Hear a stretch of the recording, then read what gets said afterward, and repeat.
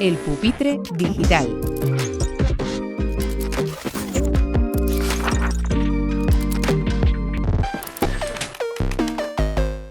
Bienvenidas y bienvenidos al Pupitre Digital, el espacio de reflexión y entrevistas de Radio Éxito Educativo, el podcast de los que deciden en la educación. Hoy tenemos a un invitado muy especial porque además de ser pues todo una referencia en el mundo educativo, pues tenemos el placer de contar con él también en el consejo editorial de nuestro periódico y también pues tengo a gala ser su amigo. Leo, muchísimas gracias por estar con nosotros en el Pupitre Digital. Encantadísimo de estar aquí, saludos a todos. Muchísimas gracias a ti, Víctor, por invitarme. Muy bien. Leo, ¿por qué educar es todo? ¿Por qué educar es todo? Bueno, yo creo que esa es una experiencia. Bueno, seguro que todos los que nos están viendo están de acuerdo, para empezar, ¿no? ¿Y por qué educar es todo? Porque no tenemos más que ver cuáles son las consecuencias de educar. Y las consecuencias de educar son abrir un mundo de oportunidades para las personas. Yo tengo la suerte de colaborar con la Cruz Roja. Damos clases de español a inmigrantes que vienen de muy diferentes países y que todos vienen con la voluntad, con el deseo de hacer una vida, pues, en España, una vida fructífera en España. Y muchas veces mi mujer y yo, que vamos juntos, pues comentamos qué diferencia se nota entre aquellos que vienen con una misma necesidad, que es la necesidad de desarrollar una vida porque en sus países es imposible hacerlo. Digo, ¿qué diferencia hay entre aquellos que han tenido la oportunidad de recibir educación de sus madres, de sus padres, de la escuela, y aquellos que no? En realidad, educar es todo, porque educar permite abrirte la vida, permite desarrollar una vida, crecer personalmente, permite que tus aspiraciones se puedan cumplir, abrirte esa oportunidad al menos, ¿no? Educar es todo porque al final con la educación también nos entendemos a nosotros y entendemos la vida. Por eso, educar es todo. Pero yo creo que tú mismo y los que nos estén viendo ahora mismo también tendrán sus argumentos de por qué educar es todo. Uno de tus libros es Gestionando Adolescentes. Antes la plataforma Educar es todo se llamaba Gestionando Hijos. ¿Cómo se aprende a gestionar hijos? ¿Dónde te dan el carnet? ¿En qué escuela se aprende a gestionar hijos? Si lo Y a llego a gestionar saber, no vengo, tío, adolescentes, porque y gestionar adolescentes ya es de doctorado. sin duda alguna, supongo que hay una serie, digo supongo porque muchas veces parece que acudimos a este tipo de reflexiones, como la primera que me has invitado, de educar es todo, o esta de cómo se gestiona, cómo se educa a un hijo. Buscamos contestaciones cerradas, fórmulas secretas que nos permitan, pues, precisamente resolver temas que son muy complejos. Como la vida misma, ¿no? Es decir, como las cosas más importantes de la vida, ¿no? Que están llenas de condiciones necesarias y ninguna de ellas suficientes. Pues a los hijos, lo han escuchado, lo hemos escuchado siempre, se les educa con amor, pero muchas veces se nos olvida eso. A los hijos se les educa pues con límites, se nos educa con sentido común, se les educa con diálogo. Eh, en definitiva, pues se les educa aprendiendo de lo que otros han hecho, leyendo, sabiendo algunas técnicas. Yo qué sé, pues si sabemos cómo funciona nuestro cerebro, pues y funciona el cerebro de nuestros hijos, pues es más fácil que acertemos. Eh, pero sobre todo yo creo que diría que de las cosas más importantes es con la mirada y con la escucha, ¿no? Con una mirada, como decía antes, de amor, pero una mirada abierta, y con la escucha, tratando de escucharles a nuestros hijos, escuchar el entorno, y eso nos proporciona, pareciendo algo muy sencillo, no es nada simple, nos proporciona una gran ventaja para poder educar mejor. También eres un gran defensor, y lo has dicho ahora mismo, del sentido común. De hecho, tienes un blog que es partido del sentido común. Eh, ¿Crees que la educación en España se está rigiendo por el menos común de los sentidos? Bueno, no creo que tanto, ¿no? Pero es indiscutiblemente como ocurre en otros países y sin duda en España, pues la educación es objeto del debate político. Y el hecho de que la educación sea objeto del debate político, pues perjudica, ¿no? A la propia educación.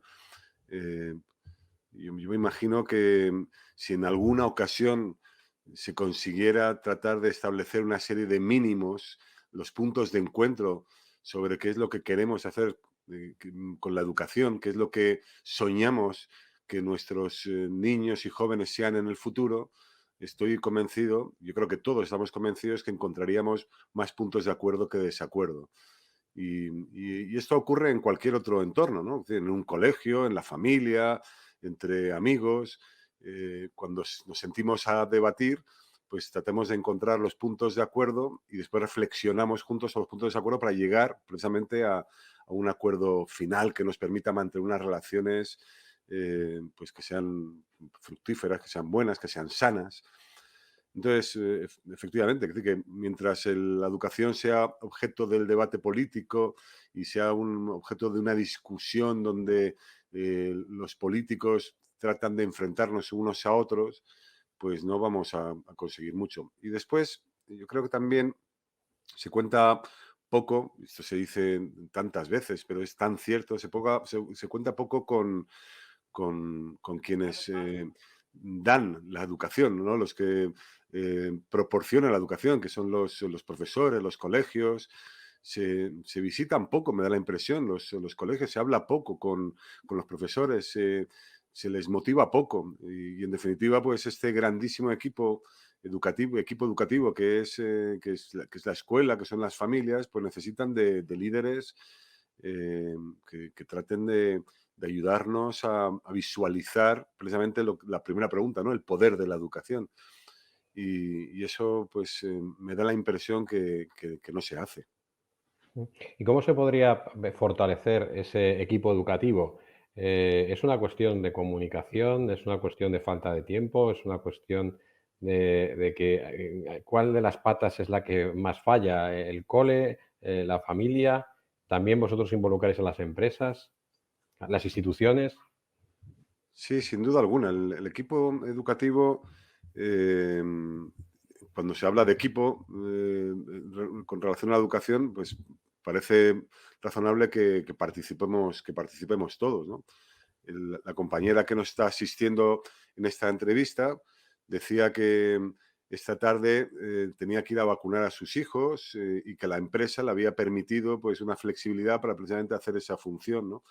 Y, y hay empresas pues que ni permiten eso y prefieren que como digo, como excusa, como permiten a sus empleados pues ir a arreglar un coche, pues, digo, porque es un instrumento de trabajo y a lo mejor les ponen pegas para ir a visitar al colegio, para ir a una tutoría donde va a tener la oportunidad de charlar sobre lo que más le importa, ¿no? Que son sus hijos, ¿no?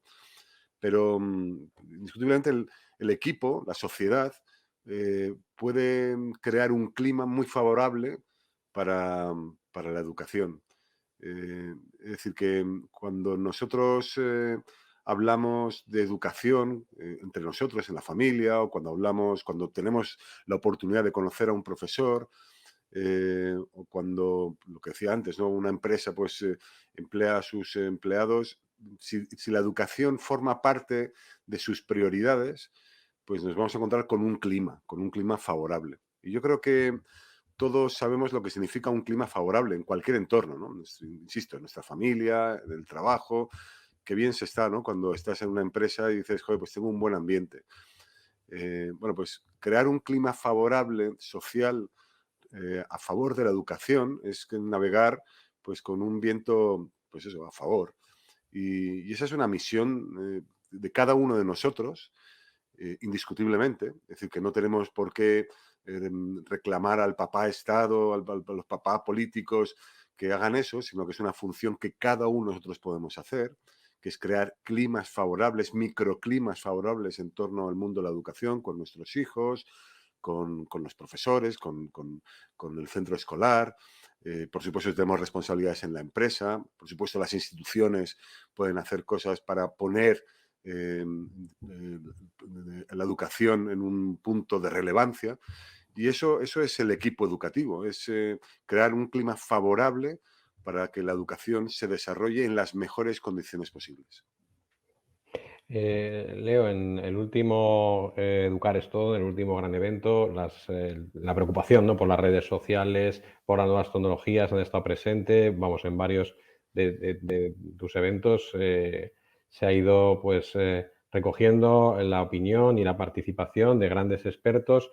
¿Crees que se nos está yendo de las manos a los padres, a los adolescentes, a los educadores la gestión de esto? ¿Cómo ves ese abuso de las pantallas con preocupación?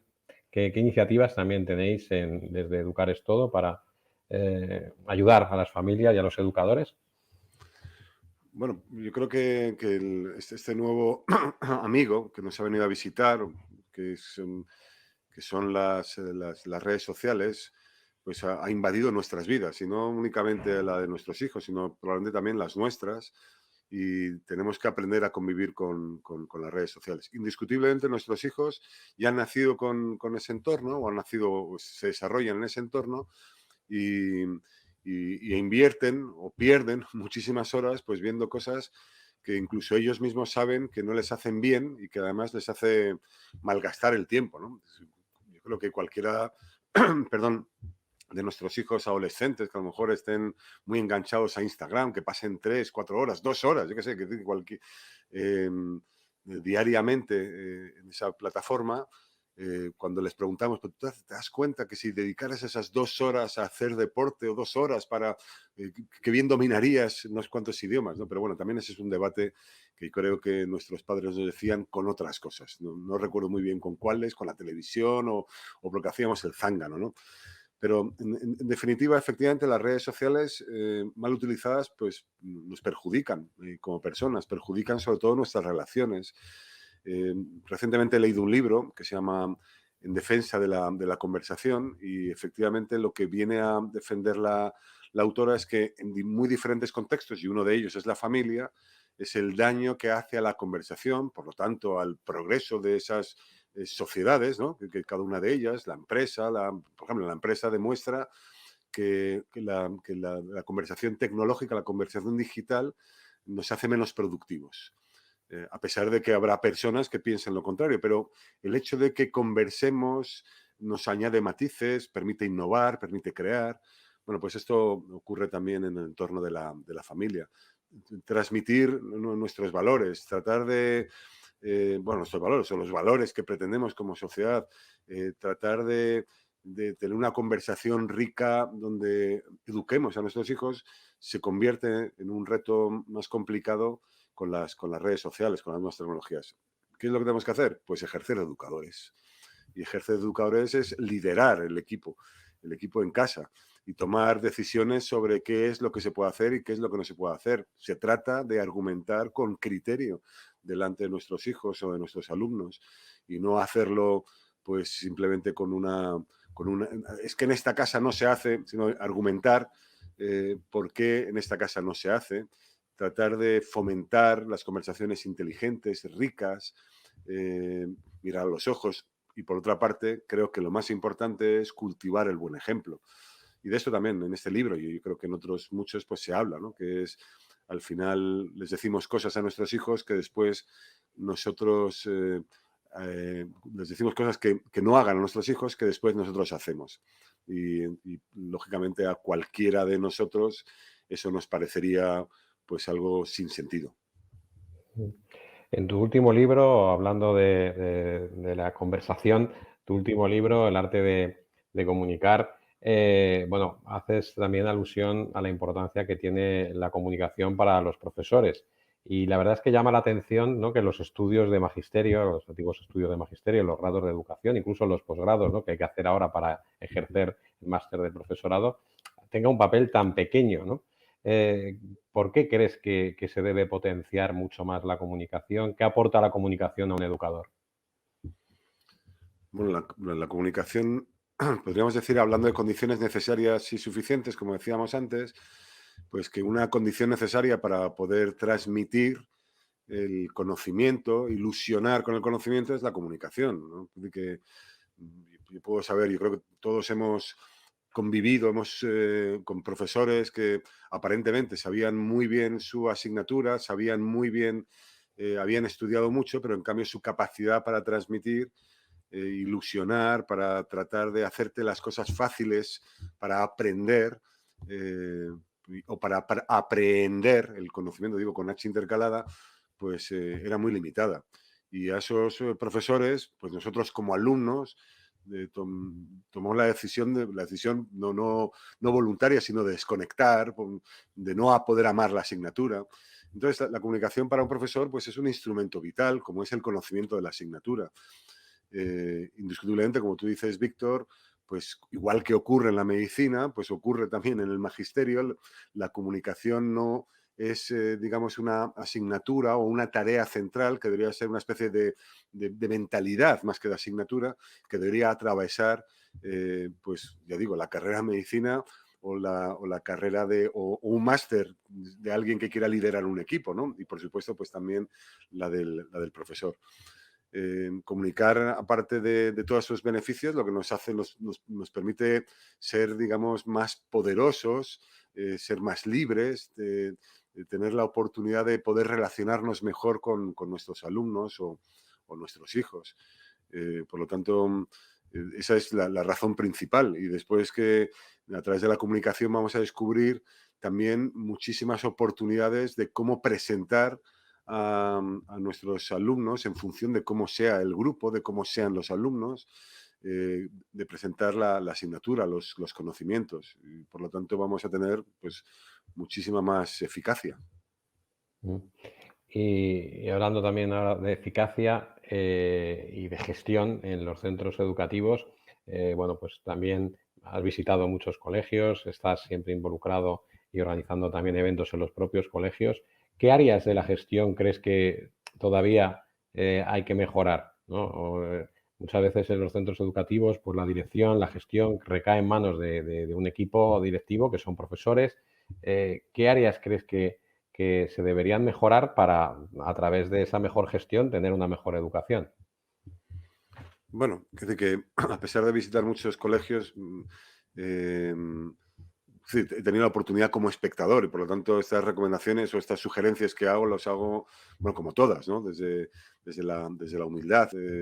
Me da la impresión, por ejemplo, que una de las cosas que normalmente son muy mejorables, pues es tratar de fomentar la inteligencia colectiva, ¿no? Que es eh, tratar de fomentar o de descubrir primero las buenas prácticas y después pues tratar de fomentar. El otro día lo hablaba con un director de un colegio, le digo, estábamos hablando de profesores que él y yo conocíamos y entonces hablábamos precisamente de una profesora que todos, absolutamente todos admiramos. Es decir, los profesores, el equipo directivo, los alumnos, las madres y padres, es una profesora espectacular, ¿no?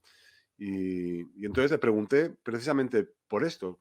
Digo, si sabemos que esta profesora, de nombre Mari Carmen, eh, lo hace tan bien y todos estamos de acuerdo en que lo hacemos bien, hay algunas cosas que podríamos decir que todos podríamos o podríais aprender de Mari Carmen. ¿Qué es lo que se hace? Pues bueno, no se hacía en realidad nada formal. Todo el mundo sabía que lo hace bien, pero no hay, digamos, un sistema que nos permita que las cosas que se hagan bien puedan ser aprendidas por otros para descartar aquellas que no se hacen bien, sin ánimo de criticar, sino con el ánimo de prosperar, de progresar, ¿no? Esa sería una de las partes. Y otra de la que antes has mencionado, hemos mencionado conjuntamente, pues es el trabajo en equipo, que es en realidad tratar de extender esta idea de inteligencia colectiva y hacerlo no únicamente con el profesorado, sino hacerlo también con los otros colectivos que participan muy directamente con la vida escolar, que son las madres y padres. A mí me da la impresión claro, que hay madres y padres que son realmente molestos y que se pone el foco en los que molestan y no en aquellos que en cambio pueden ayudar, ¿no? Y por lo tanto, creo que el colegio, el centro educativo le va mejor cuando detecta a aquellos que pueden ayudar y de nuevo trata de contagiar a aquellos que quieren ponerle palos a las ruedas. Y eso sí, se va extendiendo, hace que el colegio sea mucho más que el recinto escolar, sino que va extendiendo sus tentáculos, su forma de proceder y al mismo tiempo se alimenta de lo que otros saben. Recientemente habéis presentado también un informe y unos premios con el tema que es de creciente preocupación, creciente preocupación, que es el bullying. ¿Crees que los centros educativos están preparados para afrontar un tema tan complejo y que además se relaciona también bastante con la educación emocional, ¿no? Que ahora también está que tiene tanto protagonismo en el mundo educativo? Bueno, esto sí que no va a ser una opinión mía, sino que va a ser el reflejo de la investigación, de las dos investigaciones que hemos hecho, pues entre madres, padres, entre niños y entre profesores. Yo creo que hay dos temas para contestar a esta pregunta que me acabas de plantear, Víctor. Uno que es el grado de formación, de preparación que tienen los profesores al respecto de un tema como es el acoso escolar, ¿no? Y solamente hay 2 de cada 10 profesores que reconocen, que dicen que se sienten preparados para afrontar situaciones con solvencia, situaciones relacionadas con acoso escolar. De ahí podemos desprender que los profesores primero son humildes y reconocen ese desconocimiento y podemos decir que hay que solucionar eso, ¿no? Porque efectivamente los profesores también manifiestan, me parece que son 2 de cada 3, que las situaciones de acoso escolar están afectando a la vida escolar, al rendimiento de sus alumnos, ¿no? Y después también en proporción parecida, 2 de cada 3 colegios, lo estoy diciendo de memoria, espero que no equivocarme, pero bueno, es una cifra bastante aproximada, dicen o reconocen también que no les gusta hablar de acoso escolar porque eso provoca una mala imagen que se proyecta hacia el exterior, ¿no? De nuevo nos encontramos con todo lo que hemos hablado anteriormente, nos encontramos con una sociedad que empezando por el colegio quiere tapar un aspecto importante del mismo, ¿no? Que es la convivencia, ¿no? Vale la pena recordar, aunque en este entorno yo creo que todos lo saben, ¿no? Que 1 de cada 4 alumnos pues hemos sufrido en algún momento pues acoso escolar. Y lo digo en primera persona porque yo lo he sufrido y en 2 colegios diferentes. Y es verdad que te hace la vida pues más molesta, que vas al colegio con menos ganas y aprendes de forma diferente, etcétera, etcétera. Bueno, digo que mientras haya colegios, y ya digo que es 2 de cada 3 de los encuestados que así lo manifiestan, de los profesores, que dicen que en su colegio prefieren no hablar de acoso escolar, pues entonces no vamos a solucionar el problema. Es como esa pareja que al final acaba rompiendo porque es que no hablamos del tema, yo qué sé, o la empresa, es que al final me echaron, pero es que no tuvimos oportunidad de hablar del problema, ¿no? Los problemas están para abordarse y eso es un problema que tenemos que visualizar. Tenemos que visualizar en esos pupitres, esos niños que sufren el acoso de sus iguales y que por otra parte los adultos estamos ahí pues como espectadores sin hacer nada porque, oye, no vaya a ser que dé una mala imagen de nuestro colegio. Entonces, estas cosas pues efectivamente hay que mejorarlas. Precisamente para esta investigación, pues habéis contado, ¿no?, con una empresa, con el patrocinio de una empresa. Parece que hay también, ahora se habla mucho del interés creciente por, digamos, las empresas en el mundo educativo.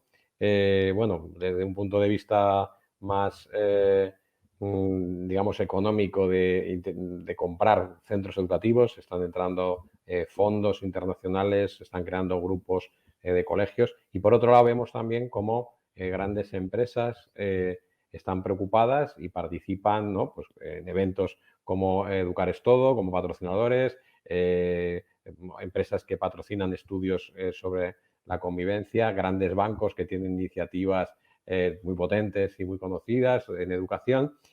¿Cómo percibes esa preocupación de las empresas? O sea, ¿cómo lo ves? ¿Y crees que va a ir a más o crees que es simplemente una cuestión de, bueno, pues hay una responsabilidad social corporativa que hay que atender y, bueno, pues a veces se acusa, como el marketing siempre es malo, ¿no?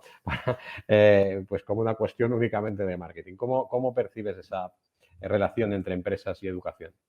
Bueno, lo percibo muy positivamente y como bien dices, Víctor, pues forma parte del marketing, de la comunicación, o de la responsabilidad social, pero en definitiva de la imagen que quieren proyectar las empresas, las marcas, de cara al exterior. ¿Y por qué ocurre eso? Porque también hay una creciente preocupación, afortunadamente, por parte de la ciudadanía, de la sociedad en general, por la educación. Que cada vez hay más madres y padres pues, que quieren hacerlo bien como educadores y más profesores que se forman. Que eh, dibujamos un escenario muchas veces muy pesimista, pero en cualquier caso venimos de una situación peor, estamos en una situación mejor con cosas que son mejorables. El hecho de que las empresas intervengan, traten de hacer cosas que hablen de educación, pues es sumamente bueno. Como tú dices, pues una empresa de mochilas, Toto, tiene un programa mundial que se llama Dilo Todo contra el Bullying. O Orange, pues hace una cosa que se llama Family On para tratar de formar en los buenos hábitos y en la responsabilidad en el uso de las nuevas tecnologías. Bueno, y muchísimas otras empresas, como decías tú, o el propio BBVA con Aprendemos Juntos, pero también el Santander tiene muchísimas becas. En definitiva, muchas empresas hacen cosas porque saben que conectando sus marcas con la educación van a encontrar pues, un territorio amable, un territorio con el que las personas pues se sienten a gusto y conectan. Pues hay 13 millones y medio de personas en nuestro país que todos los días deberían hacer lo mismo, que es educar. Estoy hablando de madres y padres que tenéis, ya no, hijos entre 0 y 18 años. Por lo tanto, lo veo fantásticamente bien. Ahora, sobre la intención, como apuntabas, Víctor, pues supongo que habrá quien lo haga con una intención puramente mercantilista y quien, en cambio, pues lo haga desde el convencimiento. En cualquier caso, nos van a hacer bien, siempre y cuando utilicen pues, a buenos expertos y traten de darnos buenos mensajes, ¿no? Que por el momento lo que yo veo, por lo general, pues son cosas fantásticas, ¿no? Muy bien, Leo, pues vamos llegando al final de la entrevista y siempre la terminamos con una misma pregunta, que además yo la tomé de una iniciativa tuya que llevaste a cabo hace un tiempo sobre el mejor colegio del mundo. Bueno, ¿cómo percibes tú o cómo visualizas tú a ese mejor colegio del mundo? Bueno, lo percibo, claro, si tomo como referencia qué es lo que hicimos en su día con este proyecto que llamamos el mejor colegio del mundo, pues tenía esta condición necesaria que es el hecho de que madres, padres y y profesores docentes trabajaran en equipo. Pero visualizo el mejor colegio del mundo, claro, hay quien diría, joder, pues el mejor colegio del mundo pues debe tener campos de fútbol muy grandes. Claro, esto no va a ser posible, o esto limitaría muchísimo, pero yo percibo el mejor colegio del mundo, pues como he dicho antes, como un espacio de inteligencia colectiva, con una ilusión compartida, eh, con un colegio lleno de bondad, de una mirada positiva, con amor, con profesionales, digo, porque no quiero decir, bueno, entonces ya con que tengamos una mirada positiva sirve, no, con profesionales que aman a sus alumnos y a la asignatura, y cuando digo llaman a su asignatura es porque son grandes profesionales de la asignatura. Percibo un colegio, el mejor colegio del mundo, como aquel en que los profesores pues hablan entre sí y consiguen, pues como decía antes, con esa ilusión compartida, tener unas prácticas innovadoras